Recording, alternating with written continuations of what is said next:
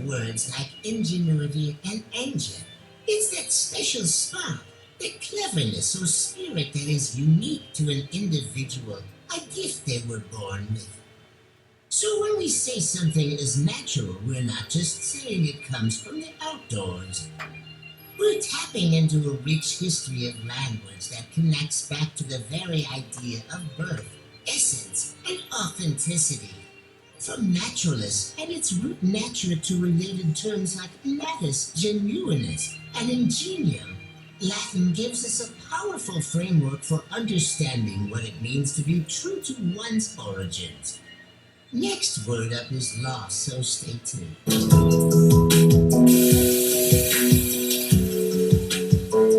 Let's dive into two fascinating Latin words that are the bedrock of our understanding of law, lex and jure. First up, we have lex. When you hear lex, think of a specific, written down rule. It's a formal law passed by a government or some other authority. Think of it like a single statute in a law book. It's concrete, it's defined, and it's meant to be followed.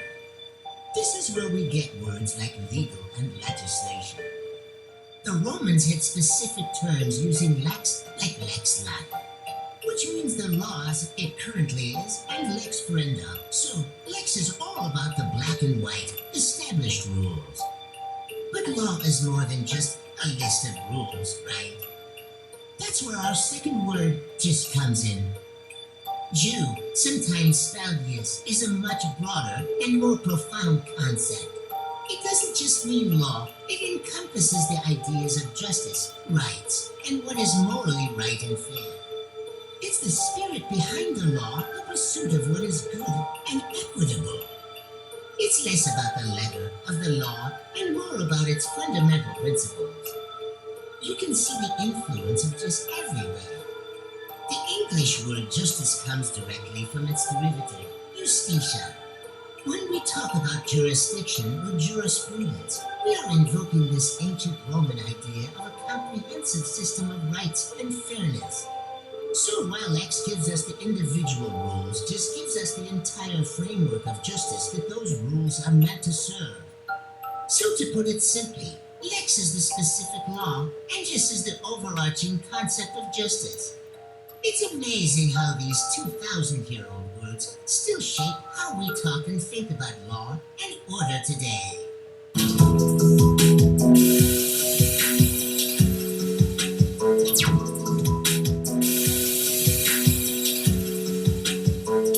Have you ever wondered if there's a user manual for being human? Like a set of natural laws that, if we just followed them, would lead to a better, happier life?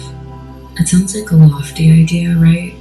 But what if I told you that over 200 years ago, a physician and philosopher named Johann Spurzheim tried to write exactly that?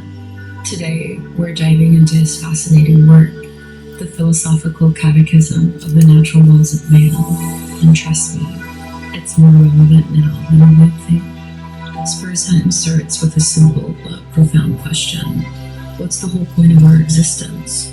He argues that everything in nature has a purpose, from the smallest plant to the largest star. So it stands to reason that we humans do too. He suggests our primary goal is to achieve the greatest possible happiness. But here's the twist. This isn't just about feeling good in the moment. It's about a deep, lasting fulfillment that comes from understanding and living in harmony with our own nature. So, how do we do that?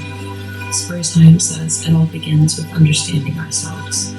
He believed that the human mind isn't a blank slate. Instead, we are born with a set of fundamental faculties or powers. Things like the ability to reason, to form attachments, to feel compassion, to appreciate beauty, and even to have a sense of justice. He called these primitive powers. Think of them as the pre-installed software on the computer of your mind. Our job is to learn what this software is and how to use it effectively. This is where the natural laws come in. Spurzheim's big idea is that for each of our innate faculties, there's a corresponding law of nature that governs its proper use. For example, we have the faculty of nutrition, the desire to eat, and the natural law of